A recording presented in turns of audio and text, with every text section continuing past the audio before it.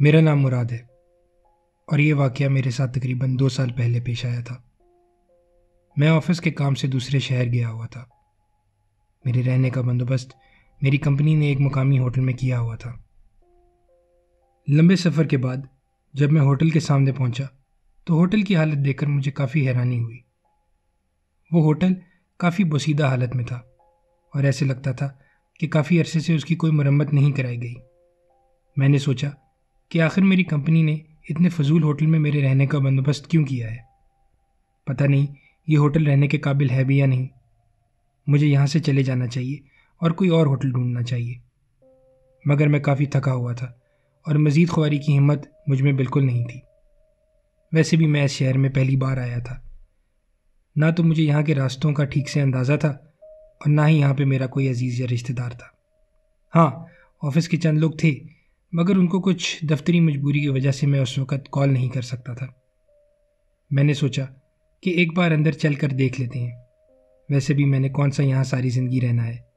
एक आधे दिन की बात है, मेरा काम ख़त्म हो जाएगा और मैं वापस चला जाऊँगा। इन्हीं ख्यालात के साथ मैं होटल के अंदर दाखिल हुआ। अंदर की हालत देखकर मुझे खुशगवार हैरानी हुई। वो होटल बाहर से जितना खस्ता हालत में था, अंदर से उतना ही शानदार था।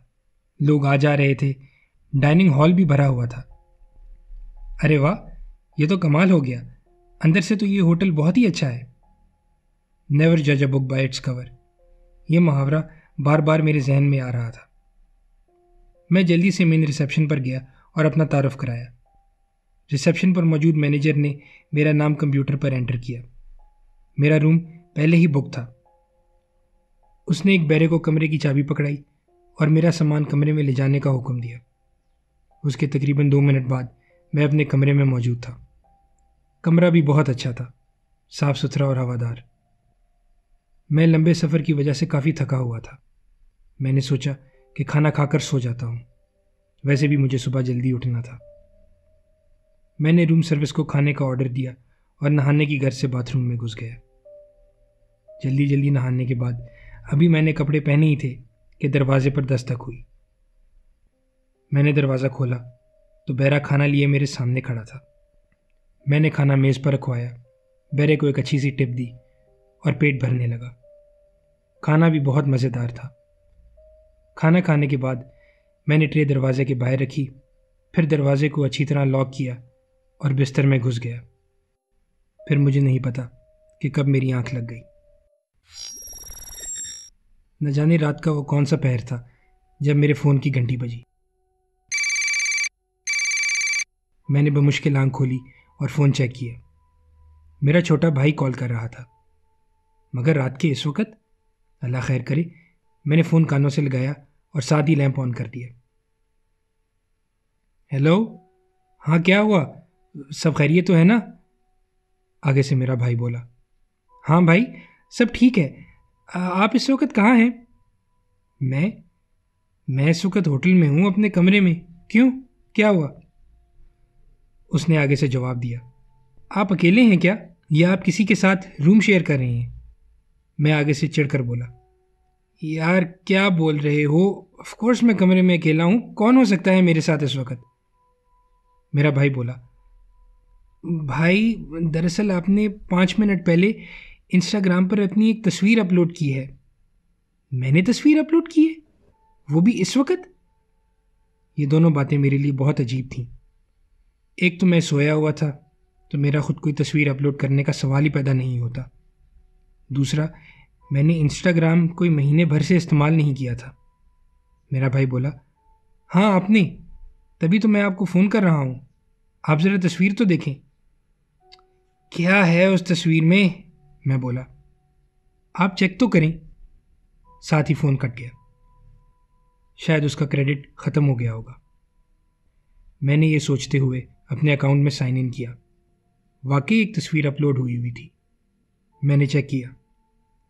तस्वीर देखते ही मैं चौंक पड़ा। वो तस्वीर मेरी ही थी। उस तस्वीर में मैं इस होटल के कमरे में बिस्तर पर सोता हुआ नजर आ रहा था। ये कैसे हो सकता है? मैं भला सोते हुए अपनी तस्वीर खुद कैसे खींच सकता हूँ? मतलब कोई मेरे कमरे में आया था? एकदम मेरी नज़र दरवाजे पर गई, मगर दरवाज़ा तो अंदर से लॉक था। मुझे कुंडी चढ़ी हुई साफ नज़र आ रही थी। फिर ये तस्वीर किसने ली? और चलो, अगर कोई मेरे कमरे में किसी तरह आया भी था तो महज तस्वीर खींचने वाला क्या मजाक है? और फिर इंस्टाग्राम में अपलोड कैसे किया? उसको मेरा पासवर्ड कहाँ से मिला? मेरे जहन में ख्यालात का एक तूफान उठ रहा था। मुझे हल्का हल्का डर भी लग रहा था। मैंने कमरे पर एक नज़र डाली। कमरा बिल्कुल खाली था। इसके अलावा हर जगह एक मनहूस खामोशी थी। इतनी खामोशी, वो भी एक होटल में। मैंने तस्वीर को फिर से देखा, मगर इस बार मेरा ध्यान बैकग्राउंड पर गया, और जो मैंने देखा उस मंजर की वजह से मेरा कलेजा उछलकर मेरे हलक में आ गया। मेरे बेड के पास एक कुर्सी थी। तस्वीर में उस कुर्सी पर एक बच्चा बैठा हुआ था। उसकी उम्र कोई 10 या 12 साल होगी। उसने सफ़ेद रंग की शलवार कमीज पहनी हुई थी, जिस पर काले रंग के दाग साफ नजर आ रहे थे। उसकी आंखों की जगह 2 काले गड्ढे थे। उसके चेहरे पर एक निहायत मनहूस और भयानक मुस्कुराहट थी। मैंने अचानक सर उठाकर कुर्सी की तरफ देखा, मगर वहां तो कोई नहीं बैठा था। ये क्या हो रहा है? मेरा दिल जोर जोर से धड़क रहा था। मुझे पसीने भी आ रहे थे। उस बच्चे का शैतानी चेहरा मेरे असाब पर सवार हो रहा था। मैं लरसता हुआ बिस्तर से उठा और दरवाजे के पास लगे स्विच बोर्ड से कमरे की लाइट ऑन कर दी। अचानक कमरे में लगे फोन की घंटी बजी। मैंने फोन उठाया। हेलो। आगे से मुझे किसी बच्चे के हंसने की आवाज आई। हेलो, हेलो, कौन है? देखो, तुम जो कोई भी हो, तुम्हें ये मजाक बहुत महंगा पड़ेगा। मैं कांपते होठों से उसको धमका रहा था, और वो वैसे ही हंसता जा रहा था। अचानक मुझे स्विच ऑफ होने की आवाज आई और साथ ही कमरे में अंधेरा हो गया।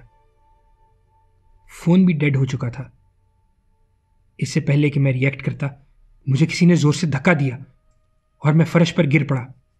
उसके साथ ही मुझे किसी के कमरे में भागने की आवाज आई और साथ ही कोई बच्चा जोर जोर से हंसने लगा। ओ ओ आ आ मेरी हलक से चीख निकली। मैं तेजी के साथ उठा और दरवाजे की तरफ भागा। कमरा बच्चे की हंसने की आवाज से गूंज रहा था। मैं दरवाजे पर पहुंचा और उसे खोलने की कोशिश करने लगा, मगर कुंडी तो जैसे जैम हो गई थी। मैं वहशत में दरवाजा पीटने लगा। बचाओ, कोई मुझे बचाओ। अचानक वो बच्चा या जो कोई भी था भागता हुआ बाथरूम में दाखिल हो गया और फिर कमरे में मुकम्मल खामोशी हो गई। मैं डरा सहमा दरवाजे से चिपका खड़ा था। कमरे में मुकम्मल अंधेरा था। खिड़की से भी कोई रोशनी नहीं आ रही थी। अचानक बाथरूम की लाइट ऑन हो गई और एक बच्चा मुझे दरवाजे से झांकता हुआ नजर आया। उसको देखकर मेरे जिस्म में रही सही कुव्वत भी खत्म होने लगी। वैसी ही डरावनी आंखें। आंखें तो क्या थी, बिल्कुल 2 काले गड्ढे थे। उसके चेहरे पर वही मकरू मुस्कुराहट थी। वो मुझे एकटुक देख रहा था। कौन हो तुम? क्या चाहते हो मुझसे? मैंने कांपते होंठों से पूछा। मेरे सवाल पर वो ज्यादा मुस्कुराने लगा। फिर अचानक वो दरवाजे के पीछे से बाहर निकला और इससे पहले कि मैं कुछ करता, वो दौड़ता हुआ आया और मुझ पर छलांग लगा दी। साथ ही उसके नुकीले नाखून मेरे कंधे में खुप गए। दर्द की वजह से मेरे मुंह से एक चीख निकली। उसने एक जोरदार टक्कर मेरी नाक पर रसीद की। मेरा सर दरवाजे से जा लगा। मुझ पर बेहोशी तारी होने लगी। मैं जमीन पर गिरा। उसके वजूद के बोझ की वजह से मुझे ऐसे लग रहा था कि मेरी पसलियां टूट रही हैं। बेहोश होने के कुछ लम्हे पहले मुझे अपने होंठ पर खून महसूस हुआ। वो खून मेरी नाक से बह रहा था। मेरी आंखें बंद हो रही थीं। बेहोश होने से पहले जो आखिरी चीज मैंने देखी वो उस बच्चे का डरावना चेहरा था। मेरे कानों में उसके हंसने की आवाज साफ आ रही थी। और फिर मैं बेहोश हो गया।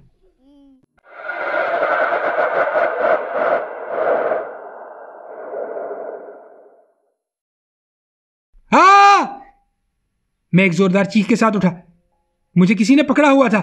मैंने अपने आप को छुड़ाने के लिए हाथ पांव मारना शुरू कर दिए कि अचानक मुझे आवाज आई, सर, सर प्लीज अपने आप को संभालें, सर प्लीज। क्या क्या क्या क्या? मेरे देखने की सलाहियत आहिस्ता आहिस्ता बहाल हो रही थी। अंधेरे के बादल जो मेरी आंखों के सामने छाए हुए थे वो आहिस्ता आहिस्ता छटने लगे। मैंने अपने आप को संभाला और अपने अतराफ का जायजा लिया। मैं अभी उसी मनहूस कमरे में था, मगर अब मैं वहाँ अकेला नहीं था। कमरे में कुछ लोग और भी मौजूद थे जो मुझे बड़े फिक्र भरे अंदाज में देख रहे थे। मेरे साथ एक और आदमी बैठा हुआ था। उसने मुझे आराम से थामा हुआ था। मुझे कमज़ोरी महसूस हो रही थी। मेरा हलक सूख कर कांटा हो रहा था। मेरे सर में भी शदीद दर्द था। पा, पानी, मैं बोला। एक आदमी ने मुझे पानी पिलाया। पानी पीने के साथ मैं बेहतर महसूस करने लगा। मगर मुझे जैसे ही मुझ पर गुजरे हुए वाक़यात याद आने लगे तो मैंने अपना जिस्म पकड़ा लिया और कमरे को देखने लगा। मेरी आंखें बाथरूम पर जाकर रुक गईं। मुझे लगा कि वो बच्चा अभी वहाँ से निकल आएगा और मुझ पर हमला कर देगा। अचानक मेरे साथ बैठा हुआ आदमी बोला, सर प्लीज़ रिलैक्स, आप बहुत घबराए हुए हैं, प्लीज़ रिलैक्स करें। वो बच्चा, वो मुझे मार देगा। Sir please relax. कौन सा बच्चा? यहाँ कोई बच्चा नहीं है। क्या? मैंने उसकी तरफ देखा। वो कोई 50 साल का मुअम्मर आदमी था। गालिबन वो होटल का स्टाफ मेंबर था।